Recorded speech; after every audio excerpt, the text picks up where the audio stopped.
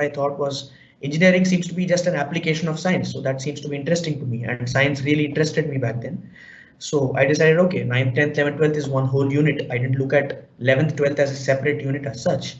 So I decided to go for engineering in 9th itself, and then that's why I started preparing. And when I took my science stream in 11th and 12th, it was just a natural progression. It was not a major decision that I had to take. So naturally, after 12th, I went to NIT Trichy to do chemical engineering. I started thinking about MBA back in my second year of NIT Trichy.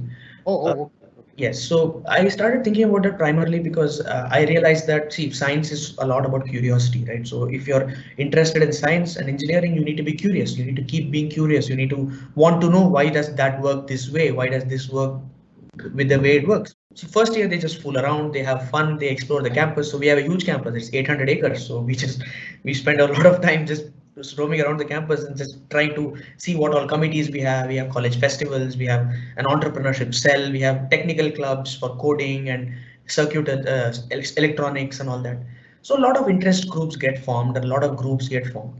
But I think the most important thing for me in NIT, if would define my 4 years, would be the intensity of it, right? So although it was very relaxed, you ask any NIT person, nobody would talk about the intensity. But when I say intensity, I mean by the second year, the college starts heating up. People start talking about, what should I do? Should I go for an MS? Should I write GRE? Should I write CAT? Should I prepare for the IAS? Should I sit for college placement? Should I start preparing for that? So there's a shared intensity that goes on at that point, even though it's not intense in the sense that you're talking about it 24/7, but you know that the other person is thinking about it. So you need to start thinking about it, and you form groups where people start thinking about it. And there's a lot of exposure that way. NIT in itself, information overload. You get a lot of information, you don't know what to do with it. But I think the best part about it is you really get to handle all of it with the peers. And as I mentioned, NIT is a place where you have all these people who have been through a competitive filter. So you have everyone who's looking to do something good. Even the person who says, okay, I just want to have fun in my life, is going to end up in a very, very good company. I think the peer group really defines it. And so the shared consciousness. So we think about what we need to do, we think about our career, and second, third, and fourth year become quite serious in that. Even though we have a lot of fun, even the course load gets lighter as you go to the fourth year. I think the thought process of what you need to be doing, what you should do in the future, what you should do, say 10 years in the future, that starts to really get, okay, maybe we should focus on it. Maybe if someone needs to do research, he needs to focus on GPAs, he needs to get research internships. So for example, batchmates of mine who ultimately went to the US to do MS, they focused on scholarships like DART and MyTax, which sends you to Germany and Canada to do research internships for 3 months. That's an amazing exposure. People who would like to do MBAs might want a corporate exposure.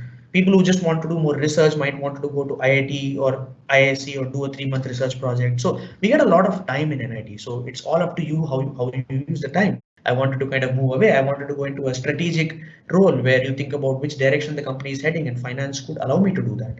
So that's the reason I got really interested in finance, because it's numbers based, it's metrics based, and it's very, very logical.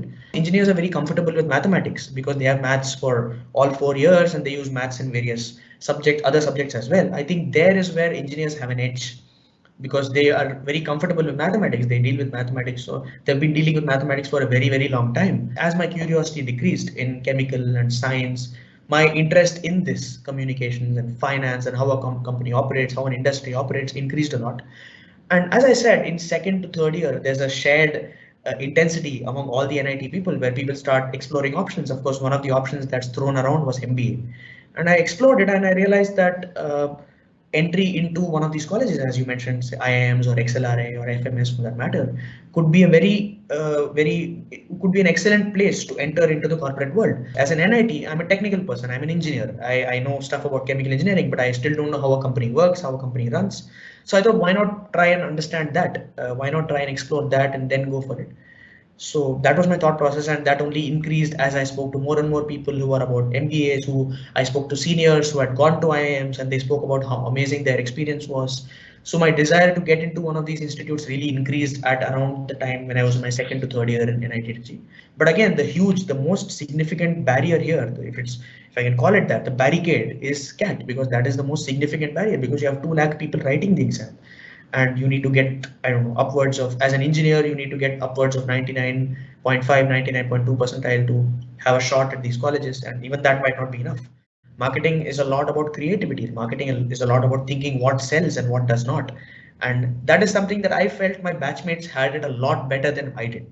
So I felt I should try and get into a field where I can use my strengths to do well. And finance was something that I felt fit very well. It fit well because it was extremely logical. You have a valuation, you give a value, you have a number value to it. So every conclusion, every reasoning can be ultimately concluded, can be brought down to a number, which is not what which you might not be able to do with marketing or other fields. In my internship, it was very engaging, it was very good.